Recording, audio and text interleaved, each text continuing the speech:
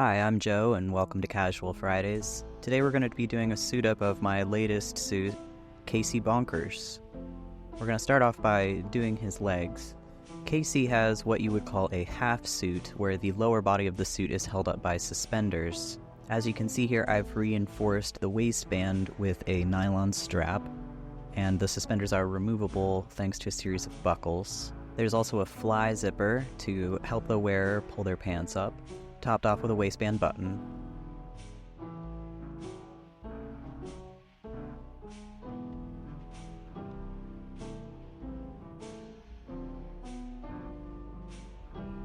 This here is crotch reinforcement using neoprene fabric.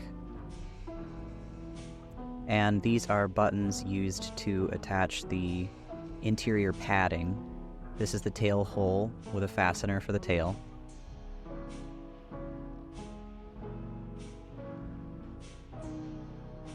You'll notice these black strips on the back of the hoof heels. Those were Velcro, intended to hold the heel padding in place. They've since been replaced with buttons to hold the heel padding in place. More on that in just a sec. Now we're going to stuff the padding. So these are the heel pads. And then this is the thigh and butt pad. The loops that you see on the edges of this padding goes around the buttons.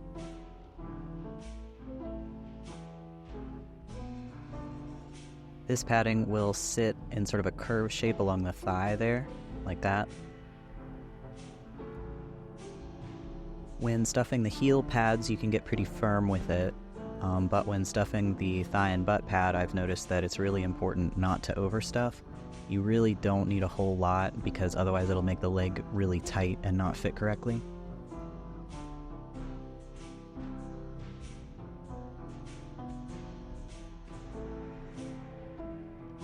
These pads are meant to be worn with the zipper facing inwards towards the wearer's thigh. This is so they could be stuffed or unstuffed while the user is wearing the legs in order to ensure an exact fit. I'm attaching the padding inside out, and this is not only so you can get a good view of what the interior looks like, but also it's advised that the padding be attached inside out prior to use anyway. I just think it's easier to do it and better to visualize. So the heel pads used to be Velcro, however my client ended up sending the legs back for some minor alterations. One of the alterations was that the Velcro just wasn't holding the leg pads in place like I had hoped, so they got replaced with these buttons and these loops that you see here. Another alteration is up in the top right corner there. You can see that I've actually added a couple inches of fabric to the ends of the legs for my client. This was my first time making digilegs, and while I was really proud of it, the legs just ended up riding up on the customer a little bit in an unforeseen way, so we had to add some extra inches to make sure that the ankle was always meeting the foot. So here I am attaching the tail. The tail is wrapped in faux leather in the same way that you might see like a carriage horse's mane tied up. Kayce's mane is tied up in the same way with the puffballs at the end. I'm sorry that everything is just kind of like squished into the top of the screen. I thought I had my scene measured out properly, but I guess I didn't account for the angle of the camera. The bottom of the hooves are done in this shiny nylon fabric that I've had for a long time that I really wanted to turn into some sparkly horse hooves. I'm really happy with how these turned out. So originally I had these small clasps attached to the feet and the inside of the legs for the purpose of holding the feet in place just while you're putting the legs on and everything. Regrettably, the snaps weren't really strong enough to keep anything in place, and so active movement caused them to come undone, which is another reason why we added the extra inches at the bottom of the leg. You win some, you lose some, you know? But here are the legs completely put together with the padding intact, so now let's buckle in the overalls. I found this really lovely nylon strap. The straps are 2 inches wide, which was weirdly difficult to find. I just didn't want to use a thin nylon strap and then have it digging into the shoulders of my client. The 2-inch wide buckles were not very easy to find, so I got the strap on Joann Fabrics, but the buckles I ended up buying from a specific shop on Etsy, so I'll drop a link to the Etsy below. I think they specialize in selling dog collar supplies, so that's just sounds like a fursuiter's wet dream, so I know you want some of that. Let's go ahead and put on the legs. Before putting on a fursuit, be it a head or a full body suit, every fursuiter must wear some type of sweat slicking underclothes. Many fursuiters choose the brand Under Armour. Balaclava and undersuit are like absolute requirement for fursuits. You do not want to get sweat or skin or whatever inside your suit. It makes it easier to wash, especially for your head. Just always wear a balaclava with a fursuit head, because heads are much more difficult to clean than the rest of the suit, and you don't want to ruin your head. The tail can be reinforced using a belt on the inside of the legs. This just helps give the tail a little bit of extra support and levity, so that way it's not just like hanging on for dear life via the costume. So yeah, that's the legs done. So now let's move on to the arms section. The hand hooves are one of my favorite part. It's an original pattern. So the chestnut of the hoof is the thumb, and then we have the central palm area with the frog and the outer area of the hoof. There's a slit at the wrist area for the hand to come through for better dexterity in costume.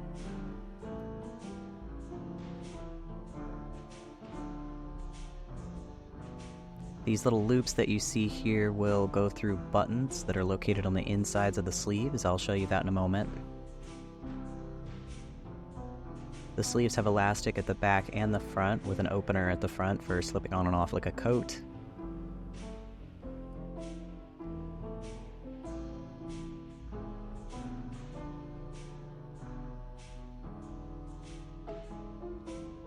The sleeves are lined on the inside with a very soft sport mesh that I found on Joann Fabrics, and you can see the buttons where the cuffs attach. One of the alterations that my client requested was that the sleeves have a third button located at the top of the back of the hand, just to make sure that nothing slips and shows the cuff of the hoof paw.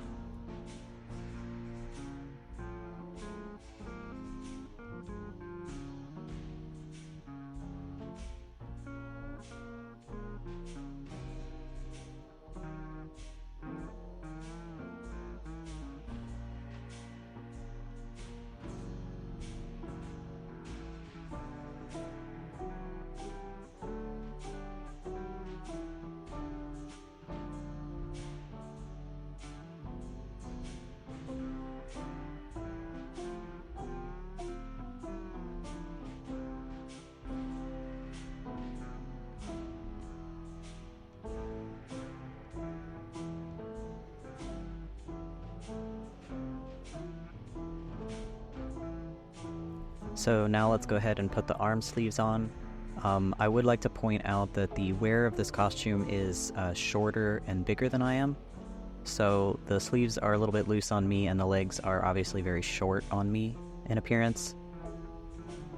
So it looks a little funky on me, but it's a pretty much perfect fit on the client who purchased the costume. The purpose of the half suit is better ventilation, but also to allow the wearer to freely wear clothing. Some fursuiters like to wear shirts and things like that with their suits, but they may not want to do too many layers.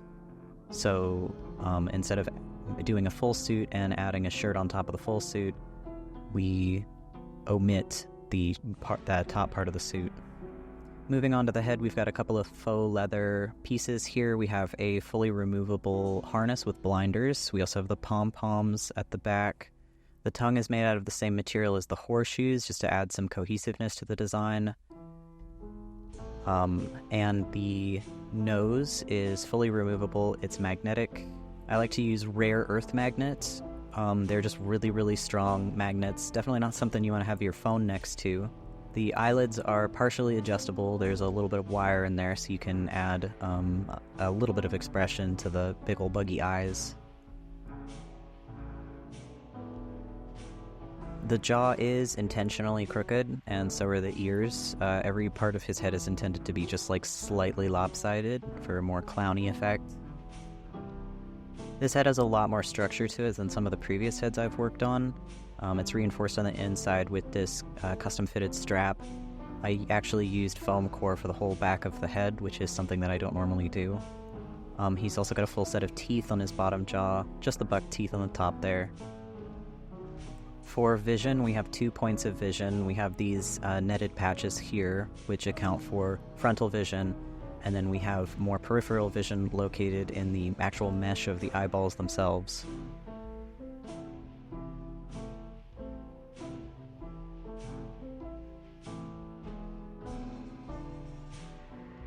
The harness just goes on with Velcro. The black accents, the gray and white, the leather pieces are all intended to be a nod towards the Andalusian breed of horse, which was a really common horse type used in circuses during time periods from like the 1920s to the 1950s. Andalusians are this Spanish breed of horse that are kind of a silver color, dappled gray, and that is the species of horse that Kaycee is. So let's go ahead and get the head on and then completely finish suiting up.